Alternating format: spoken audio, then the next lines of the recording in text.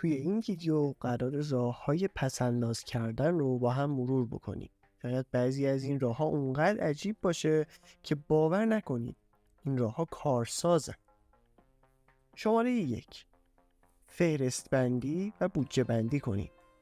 همونطور که کارهای روزانه‌تون باید طبق برنامه‌ریزی انجام بشه، برای دخل و خرجتون هم باید برنامه‌ریزی کنید. میتونید شما جدولی بکشید و جلوی هر آیتم هزینه‌های معینش رو بنویسید. مثلا هزینه اجاره خونه اگه مستاجرین، هزینه خودرو و بنزین، هزینه‌های درمانی و چکاپ ماهیانه، هزینه درس و مدرسه فرزندتون، هزینه‌هایی که برای لباس، خوراک و تفریح اختصاص میدین و بقیه موارد. از وسایل نقلیه عمومی استفاده کنید.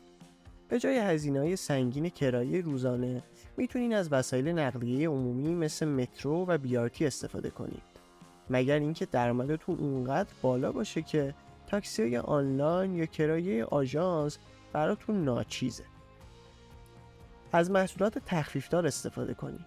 یکی دیگه از روش‌های پس‌انداز پول استفاده از محصولات تخفیفداره. ممکنه این تخفیف شامل خوراک، پوشاک، تفریح، سفر، کتاب و یا حتی محصولات فرهنگی دیگه باشه. میتونید توی خبرنامه سایت‌های ارائه دهنده خدمات تخفیفدار مثل تخفیفان و نتبرگ و بقیه سایت‌ها عضو بشید و از آخرین رویدادها مطلع بشید. برای کاهش هزینه‌های درمانی به بیمارستان‌های طرف قراردادتون مراجعه کنید. بیمارستانایی هستن که طرف قرارداد با بیمه‌های تکمیلی و یا بیمه‌های رایگان مثل بیمه نیروهای مسلحن. قبل مراجعه به بیمارستان حتما نوع بیمه طرف قرارداد رو چک بکنید.